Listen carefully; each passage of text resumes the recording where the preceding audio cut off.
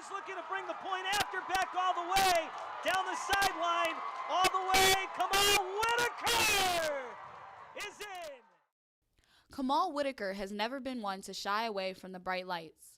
Through his time at Sacred Heart University, he has shown there's no moment too big for him and he will do whatever it takes to win. Ever since his days at St. Stephen's and St. Agnes High School in Virginia, he discovered immense success on the football field. That was until his senior year when he sustained a hip injury, forcing him to take the junior college route. I went to Dean Junior College out in Massachusetts, Franklin, Massachusetts. It's like an hour away from Boston.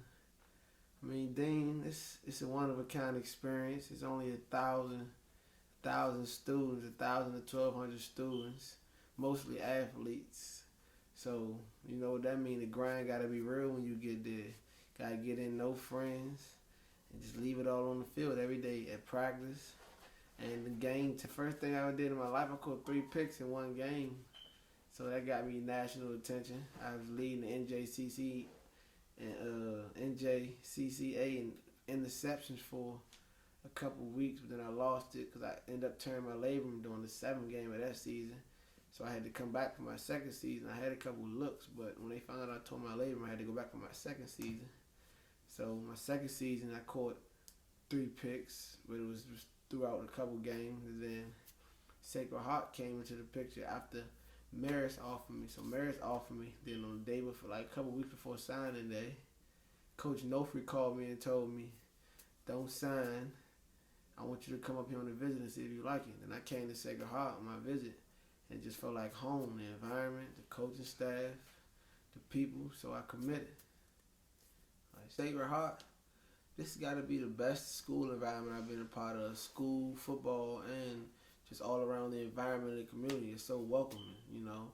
When I first got here, I didn't really know how to get around or to know like how to get to my classes, what HC, UC, and SC meant. But the teammates, they was welcoming, like, "Nah, I got you, bro. I'll show you how to get there." So that made me open up a little faster, because I usually take a minute to get comfortable, but just because how the environment embraced me and accepted me in so quickly, it helped me to get comfortable and be able to be myself faster than I'm used to and usually doing.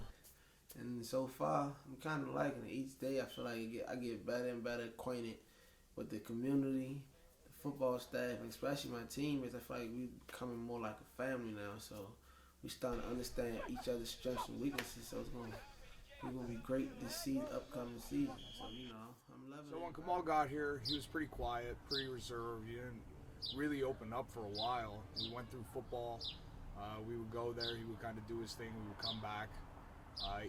Probably for the first 2 weeks, we didn't talk much. He kept in touch with his family members back home more often than talking to us. Took us a while for him to open up until he saw how the group interacted with each other. Most of us played football in the house, so we basically realized how we had common ground to talk to. And then when I saw him out in the football field, I was pretty surprised at how talented he was. And then we were able to talk about that, find some common ground on what to talk about. And then from there, it just kind of blossomed into a pretty good relationship where we've been really good friends from here on out. And, you know, we'll play PlayStation or hang out, watch TV, do whatever we want to do. And there's really no setbacks, no awkward moments anymore because we're really good friends. And just from there, it's just been really cool to get to know this kid.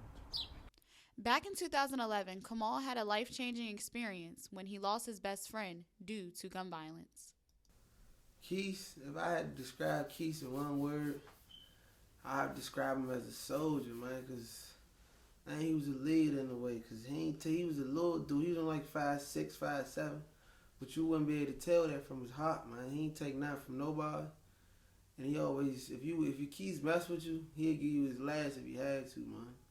If he really wanted to, he'd be somebody you could talk to, have a heart-to-heart with. That's how me and Keith got close.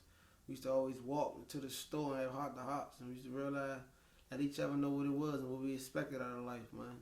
And he had big dreams, and I ain't even call them dreams. He had big views and big goals, and I knew he was going to accomplish them if he had the time on this earth to do it. But God called him home early, man.